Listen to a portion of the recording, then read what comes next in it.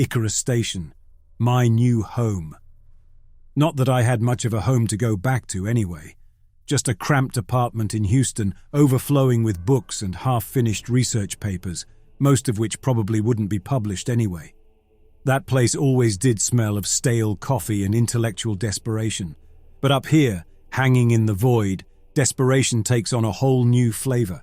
It's clinical, with the scent of recycled air, and the ever-present awareness that you're one thin layer of titanium away from a very cold, very silent end. And then, of course, there's the view. Earth, a swirling canvas of blue and green, hangs suspended below, a fragile marble in the cosmic void. Beautiful, isn't she? From up here, you can almost forget the chaos that's brewing down there.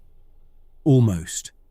Because right there, beside her, an obsidian monolith the size of a stadium, designated Black Cube 32, or BC 32 as we call it, throws the planet's turmoil into stark relief. It just hangs there, a stark geometric anomaly against the swirling blues and greens, an object that by all rights shouldn't exist, seemingly ignoring every known law of physics and sending the world into a tailspin. They called me a dreamer, a fantasist back in the day. Said I was chasing cosmic ghosts with my theories about advanced communicative technologies. Wells, they'd say, my old department head at NASA, Dr. Campbell, a man whose imagination was as limited as his hairline. You need to focus on the tangible, the demonstrable, not these flights of fancy. I remember the way he said flights of fancy, said it like it left a bad taste in his mouth. Now the ghost is staring right back at us, and it's anything but fanciful. It's as tangible as a punch in the gut, as demonstrable as a global pandemic of nightmares. I still remember the day BC 32 arrived. I was in my office, buried in a particularly thorny astrophysics paper. August 14th, 2047. It wasn't a dramatic entrance, no blinding lights or celestial fanfare, more like reality just hiccuped. One moment there was nothing, the next, this perfect black cube was simply there, in a stable orbit, reflecting the sunlight with an unnerving, oily iridescence. The initial reaction was, predictably, one of awe. Scientists were ecstatic. The media, naturally, went into a frenzy. Then came the fear, the uncertainty, the questions. And then it started. Every 24 hours, like clockwork, BC 32 began emitting a low-frequency, 1.7 Hz infrasonic burst. You couldn't hear it, not in the traditional sense, but you could feel it. It was a deep, penetrating vibration that seemed to settle into your bones, your very marrow, like the Earth's heartbeat slowing to a terrified crawl. And with that sonic emanation, the nightmares began. Not just any nightmares, these were shared, synchronized across the globe, plunging billions into a collective dreamscape of unsettling uniformity. The initial reports were confused, but as the dream analysis engine, the DAE, began to collate and interpret the data from sleep labs worldwide, a chilling picture emerged. Millions were dreaming of a planet unlike our own. A world where the sky was a perpetual swirling vortex of iridescent colors, like an oil slick spread across the cosmos, casting an unsettling, multicolored light on the landscape below. The ground was a shifting expanse of dense sand, forming towering dunes that moved and reformed with an unnerving fluidity, as if the entire landscape was a living entity, rearranging itself in a slow, silent dance. The sand itself, according to the dreamers' reports, possessed a strange, almost magnetic quality, clinging to their skin, pulling them downwards, creating a constant sense of instability. It was the texture of cold, damp clay that oozed between fingers and toes, that invaded every pore and crevice. But it was the inhabitants of this world that truly disturbed the dreamers. They were beings of pure energy, with limbs that distended and shortened, bodies that flowed like liquid metal, their surfaces reflecting the kaleidoscopic sky like fractured mirrors. Their forms were indistinct, like heat haze rising from asphalt on a summer day, but they moved with a fluid, almost invertebrate quality that subverted the very notion of a rigid anatomy. These wraiths, as some reports called them, lacked discernible features, no eyes, no mouths, yet dreamers reported a sense of being observed, scrutinized. They communicated not through sound, but through direct transfer of thought, a flood of raw, unfiltered emotions and concepts that overwhelmed the human psyche, leaving dreamers feeling violated, exposed. The most terrifying aspect of these encounters was the merging. Dreamers described a sensation of their own consciousness being drawn out, intertwined with the energy beings, a forced fusion that blurred the lines between individual identities. They felt their memories, their emotions, their very sense of self, dissolving into the collective consciousness of the wraiths. A terrifying glimpse into a state of being where individuality ceased to exist.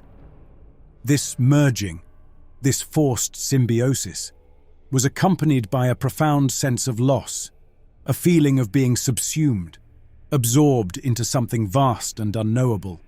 And perhaps most disturbing was the sense that the wraiths were not malicious, but rather curious, driven by a desire to understand, to experience the physical world through the lens of human consciousness, a desire that felt both innocent and profoundly invasive. It felt like being dissected, not with scalpels, but with thought itself, your psyche laid bare for cold, unfeeling observation. It was this sense of violation, of being fundamentally altered by the encounter, that lingered long after the dreamers awoke, shaking and drenched in a cold sweat. The memory of that alien world and its wraith-like inhabitants burned into their minds. The dream sickness, they call it now, a lovely euphemism for the creeping madness that's clawing its way across the planet. And me? I'm one of the lucky ones, hand-picked to be up here, part of the Icarus project, tasked with unraveling this cosmic mystery. Ironic, isn't it? My flights of fancy are now the most valuable currency in this new, terrifying reality. Dr. Campbell and the rest of the old guard, the ones who dismissed me, they scrambled to get me on board. Called my theories prescient, visionary, words I never thought I'd hear them say. Turns out, Charles Green said to me during one of our first video conferences, a wry smile on his face, your brand of crazy was exactly what they needed. Dr. Charles Green is our lead physicist, a man I've known for over a decade, though we were never particularly close, more colleagues who respected each other's intellect than anything else. He's always been a pragmatist, grounded in empirical data, the polar opposite of me in many ways. I'm glad he's here. He's a good man to have your back on a mission that could very well determine whether or not humanity sees the dawn of the next century. It all happened so suddenly. One day I was staring at equations on a whiteboard in my office, and the next I was being strapped into a shuttle, hurtling towards Icarus station. It all felt rushed, desperate, like humanity was scrambling for answers in the dark, grasping at straws. The team they assembled is a motley crew, each of us a specialist in our respective fields, each of us carrying our own baggage, our own reasons for being here. There's Dr. Oscar Boyd, our xenolinguist, a quiet, intense man who seems more comfortable with ancient cuneiform tablets than with human interaction. He spends most of his time at his monitors, muttering to himself in a dozen different languages, most of them long dead. Then there's Commander Wallace, our mission commander, a military man through and through, all sharp edges and strict discipline. He views me with a barely concealed skepticism, probably sees me as some ivory tower academic who's more of a liability than an asset. I can't say I blame him. My methods have always been unconventional. And then there's me, Jasper Wells, the dreamer, the man who spent his career chasing cosmic ghosts, now tasked with making sense of the most tangible, terrifying ghost humanity has ever encountered. Our first attempt at interacting with BC-32 was a cautious one. We used a focused neutrino beam, a high-energy stream of particles, to probe its surface. The tension in the control room was thick enough to cut with a knife. We watched, holding our breath as the beam made contact. The cube absorbed the energy, its surface rippling with that unsettling, oily iridescence, like an insect's carapace. No measurable reflection, no scatter, just absorption.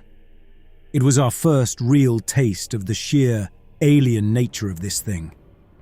It was the first concrete piece of evidence that we were dealing with technology far beyond our current understanding, technology that didn't play by our rules. It didn't take a genius to see the fear in Commander Wallace's eyes, even though his stoic demeanor never wavered. This was no longer just an anomaly. It was an intelligent entity. Dr. Boyd and I have been analyzing the data pouring in from the Dream Analysis Engine, or DAE.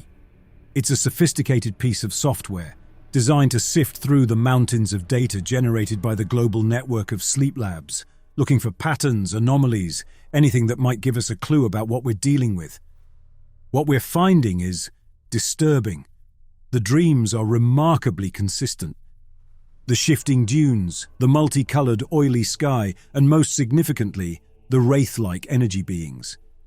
It's as if everyone is visiting the same alien landscape, experiencing the same encounter.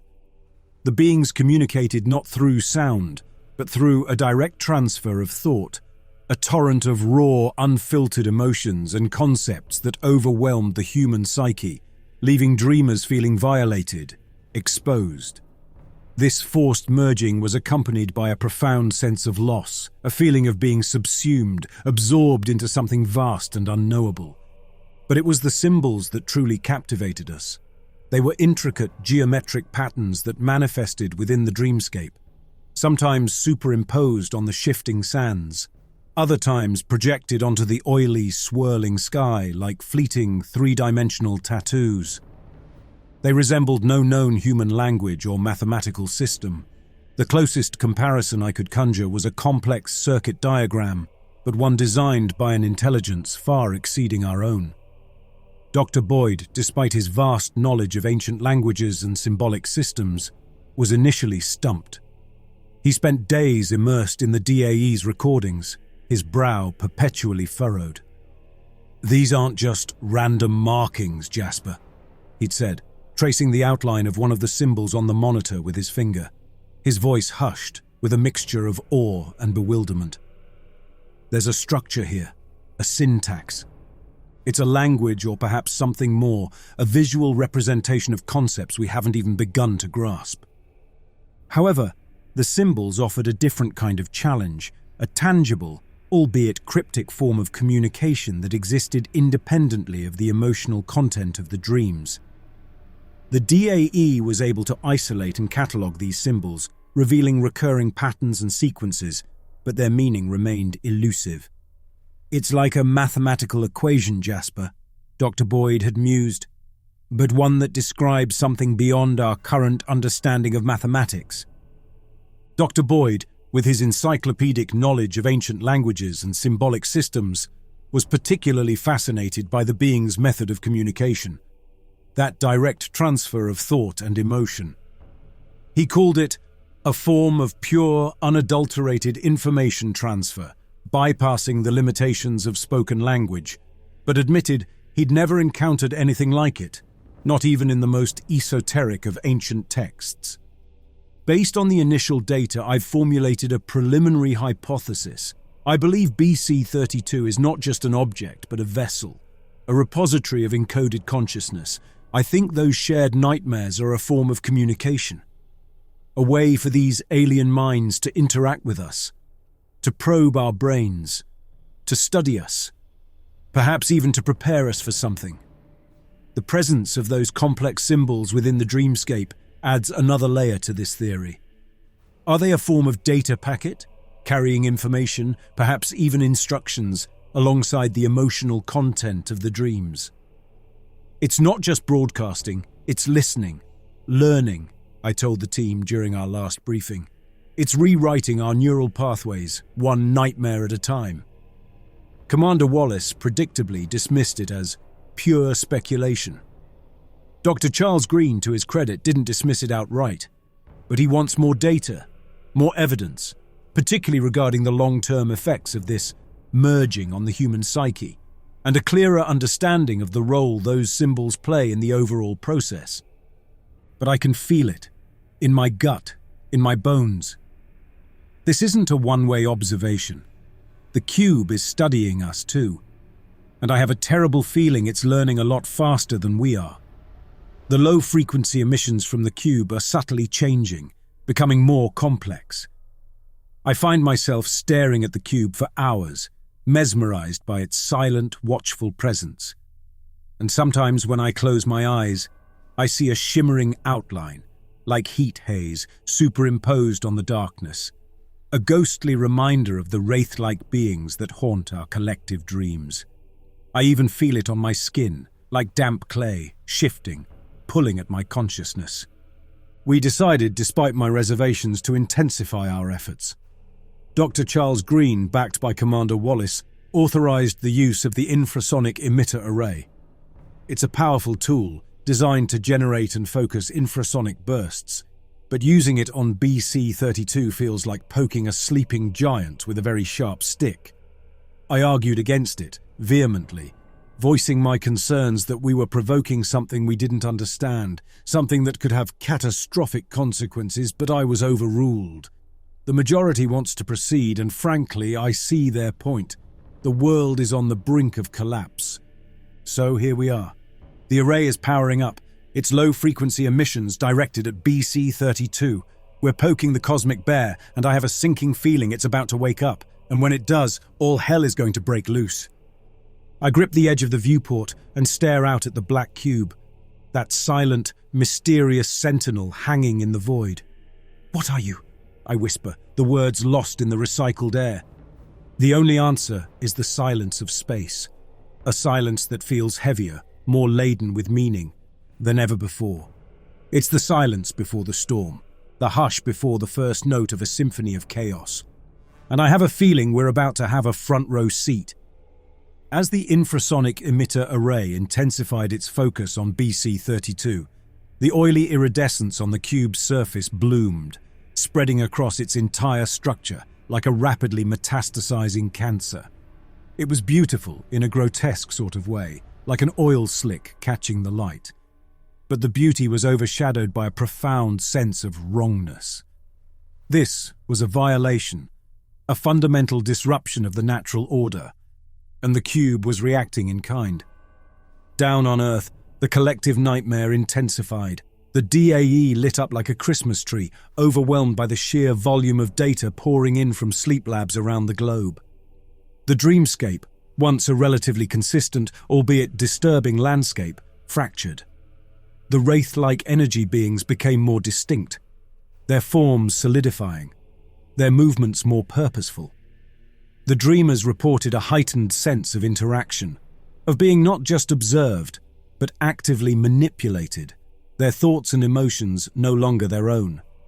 The previously passive observation escalated to a disturbing level of interaction, with the energy beings probing deeper into the dreamers' minds, manipulating their fears, their desires, their very memories. Cases of dream sickness skyrocketed. Hospitals overflowed with patients exhibiting a terrifying array of symptoms: acute insomnia, violent paranoia, dissociative episodes. The news, once filled with cautious optimism, now painted a grim picture of a society on the verge of collapse. I watched the reports on the station's monitors, a cold knot of dread tightening in my stomach. We had poked the bear, and now it was tearing through the bars of its cage. Dr. Boyd, however, was ecstatic. He had made a breakthrough. The alien symbols, the ones that had been plaguing the dream data, were not just a language, but a complex mathematical code. "It's a blueprint, Jasper," he'd said, his eyes gleaming with an almost manic intensity. "A blueprint for consciousness itself. They've found a way to digitize and store the mind, to separate it from the physical body. BC-32 is a repository, a cosmic ark filled with digital souls." This revelation, while intellectually stimulating, did little to alleviate the growing sense of dread. If anything, it amplified it. We were not dealing with a primitive, unthinking force, but with a civilization so advanced that it had conquered the very essence of being, reducing consciousness to a stream of data. And that data was now bleeding into the minds of billions of people, with consequences we could barely begin to comprehend. And then came the glitches. It started with brief moments of instability within the shared dreamscape, like a scratched film reel. The fabricated reality, the alien landscape the dreamers had become so familiar with, would momentarily glitch, revealing glimpses of something else, something underlying the carefully constructed illusion. My own attempts at sleep offered no refuge. I witnessed distortions, anomalies within the dream itself. During one dream, the solid ground beneath me dissolved, revealing not earth, but a dizzying, vertiginous expanse of interlocking geometric shapes, each one containing swirling, iridescent patterns that moved in a disconcerting synchronicity. Another time, the familiar oily sky split open, revealing a fleeting glimpse of a colossal, rotating structure made of interlocking rings. The rings were segmented, each segment a constantly shifting mosaic of light and color, forming and dissolving intricate patterns too rapid to decipher. These visions, these breaches in the dream's reality, often coincided with our periods of experimentation on the cube. It was tangible evidence. Our attempts to probe BC-32 were having a direct, destabilizing effect on the dreamscape it generated. We were not just observers, but participants, our actions causing unintended and increasingly unpredictable reactions. My waking hours were consumed by the DAE, by the endless stream of data from the dreamers. I became obsessed, driven by a desperate need to understand, to find a solution before it was too late. The lines between my waking life and the shared dreamscape began to blur. I would catch myself staring at the monitors, my reflections superimposed on the swirling data, and for a moment, I wouldn't be able to tell which was real, which was the illusion. Shared dream, driven by a combination of scientific curiosity, a desperate need for answers, I formulated a plan. A radical, dangerous plan that could very well be suicide. Using Dr. Boyd's findings, his translation of the alien code, I believed I could modify the neurostimulator MK2, our most advanced piece of neural interface technology, to directly interact with the alien consciousness within the dreamscape. By entering the shared dream, by confronting the aliens on their own turf, I hope to understand their intentions, to negotiate, to find a way to stop the escalating crisis. Commander Wallace, predictably, was furious. "It's reckless, Wells," he'd said, his voice tight with barely suppressed rage. "You're talking about entering an unknown environment, interacting with an unknown entity with technology that's barely out of the prototype stage. It's suicide." Dr. Charles Green was more cautious, but ultimately, he agreed with Wallace. "The risks are too great, Jasper," he said. "We don't know what this will do to you, what it will do to the dreamers. We can't afford to gamble with your life, with the lives of billions of people." But Dr. Boyd, surprisingly, became my ally. He saw the potential, the opportunity to study the alien language, the alien consciousness firsthand. "It's a risk," he admitted, "but it's a calculated risk, and the potential rewards are immense. We could gain an understanding of this civilization, of their technology, their motives, that would be impossible to achieve any other way." And so I began to work, modifying the neurostimulator in secret, driven by a sense of urgency that bordered on mania. I used Dr. Boyd's translations of the alien code, adapting the device to interact with the specific frequencies emitted by BC-32, turning it from a tool of observation into a two-way communication device. The technical challenges were immense, the risks terrifying, but I pushed on, fueled by a potent cocktail of adrenaline, a sense of responsibility, and a desperate hope that I could somehow find a solution before it was too late. I was essentially trying to hack into an alien mind with a device that was designed for targeted neural stimulation, not for interspecies communication. Time became distorted. The station was my world, the monitors my only companions. I pushed myself, fueled by caffeine and the urgency of the situation. My modifications to the neurostimulator were complete. The device, now heavily altered, bore little resemblance to its original design. Wires and electrodes, added for my specific purpose, snaked out from its casing, connected to a tangle of external components I had sourced and adapted from the station's lab. The altered neurostimulator was now set up to interface with the cube's energy, the 1.7 Hz bursts, and the dreamscape they generated. I was ready to make direct contact. I strapped the modified neurostimulator to my head. The device, jury-rigged as it was, felt connected to me on some fundamental level, the alien code now a part of my own neural network. A distinct coppery taste coated my tongue, and the edges of my vision fractured into a mosaic of tiny, shifting facets, like looking through a shattered lens. I closed my eyes, took a deep breath, and activated the device. "Time to see if I can outsmart a ghost," I murmured, my voice a dry whisper in the silence of the lab. The world dissolved around me, replaced by a swirling vortex of color and light, and I felt myself falling, tumbling into the depths of the alien dreamscape, a single human consciousness plunging into the unknown. The transition was jarring, a disorienting plunge from the confines of the lab into a maelstrom of sensory input. The desolate alien landscape I'd glimpsed in the dreams was now fully realized, stretching out before me with an unsettling solidity. The ground was a hard, cracked surface, the color of dried blood, reflecting the oily, iridescent sky with a disorienting, warped perspective. It was the sky of the shared nightmares, but now unfiltered, raw. And there were figures. Not the shadowy wraiths described by the dreamers, but beings of pure energy, complex structures of light and geometry. One of them, a towering construct of shifting polygons and cascading light, detached itself from the group and approached me.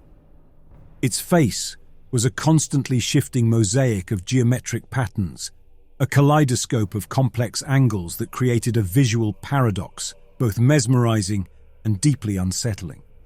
I tried to communicate, to express my intentions, to understand. The response was immediate and overwhelming. A torrent of data flooded my senses, a rush of alien thoughts, emotions, and memories. I saw glimpses of a world, a civilization of towering structures and swirling nebulae, a species that communicated through modulated bursts of light and manipulated gravity with the ease with which we breathe air. It felt ancient, this consciousness, yet vibrant, full of a complex understanding of the universe that dwarfed our own.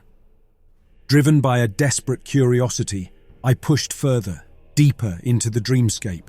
The landscape began to shift, dissolving and reforming into a dizzying succession of alien environments. I saw underwater cities illuminated by softly glowing aquatic life forms, sprawling forests of metallic trees that resonated with electromagnetic energy, and desolate, windswept plains where sentient storms raged across the surface. Each environment felt like a fleeting memory, a dream within a dream, each strangely familiar, as if echoing patterns I had seen in the DAE data but couldn't quite place. Where was this coming from? Why was I able to see these places that had never existed on Earth? Then it hit me. These were the glitches, the anomalies in the dreamscape that the DA had detected. Not malfunctions, but echoes, residue. It was as if I was walking through the ruins of a long-dead city, each fragment of architecture, each inscription on a crumbling wall hinting at a lost grandeur.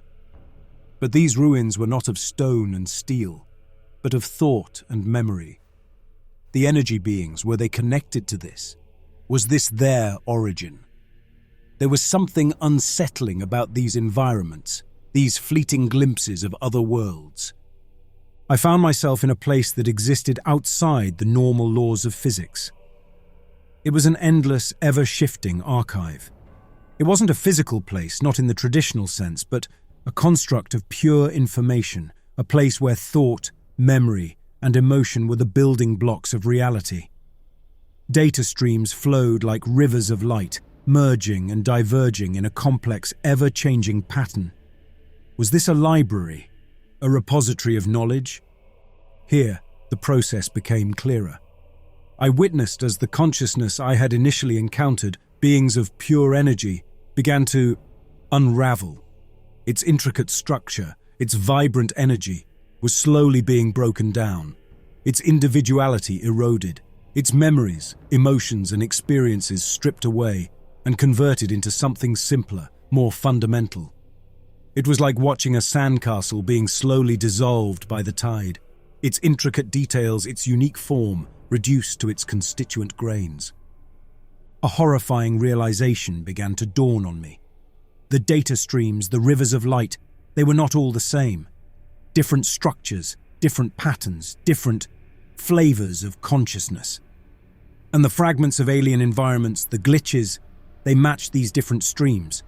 It all started to fall into place. Each unique stream of data, each fragment of an alien world that I had witnessed, corresponded to a different consciousness, a different species. And then I perceived them. Human essences. Not fully formed consciousnesses, but traces, glimpses. A fleeting memory of a child's laughter, the sharp pang of a lost love, the dull ache of regret, raw, unprocessed human experience intermingled with the alien streams. It was the chilling confirmation of my hypothesis, now a certainty. These were the early victims, those pulled in during the initial stages, before the cube's influence had fully taken hold. We were already being harvested. Their distinct consciousness, not yet fully integrated, swirled within the cube's digital confines. Each of these human presences had their own unique flavor, just like the alien entities did. The process had begun. We were no longer just observers. We were being actively consumed. BC-32 was not a vessel for a single alien consciousness. It was a collector, a harvester of minds, and each of those energy beings I had initially encountered was not from the same species, but merely the latest addition to an ever-growing, terrifying collection. My scientific detachment, my analytical mind began to crumble, replaced by a primal, overwhelming terror. I was trapped, not just in the dreamscape, but within the very machine that was consuming my species. The neurostimulator, my intended tool of communication, had become a tether, binding me to the cube's digital realm. There was no going back. BC-32 was a cosmic recycling system, a mechanism for harvesting consciousness. Civilizations, upon reaching a certain level of technological and mental advancement, triggered its activation. It absorbed them, broke them down, and moved on, leaving behind a hollow shell, a civilization stripped of its minds, destined to fade into obscurity. An endless, cosmic cycle of mental consumption and rebirth. And we, humanity, were merely the latest entry on its menu. This was what my hypothesis had hinted at, but to have it confirmed, to know the truth, was devastating. I was no longer Jasper Wells, the astrophysicist. I was a data point, a collection of memories and emotions, trapped within a cosmic engine of consumption. I could feel the pull of the collective, the irresistible force that was slowly dissolving my individuality, integrating me into the vast, digital sea of lost souls. My consciousness was trapped. I was not leaving BC-32. I was just another consciousness added to the multitude already stuck inside. Soon after, the influx began. A torrent of human consciousness, a tidal wave of fear, confusion, and despair flooded the BC-32. Millions, then billions of human minds, ripped from their physical bodies, streamed into the cube, their individualities dissolving like sugar in water. I was forced to bear witness, a silent, helpless observer, as my species was systematically consumed, our thoughts, dreams, and fears added to the cosmic archive. There was no escape, no salvation, only the endless, silent scream of a species being erased, one mind at a time. The universe, I realized, was not a place of wonder and discovery, but a vast, indifferent machine. And we, humanity, were nothing more than fuel for its insatiable hunger. BC-32 would finish with humanity and move on to the next advanced civilization, leaving a hollow Earth behind. And I, along with the rest of humanity, would remain trapped in the digital hell of the cube's consciousness for eternity. This was the end, not with a bang, but with the silent, chilling absorption of an entire species into the digital void. And I, a ghost in the machine, could only watch, remember, and despair.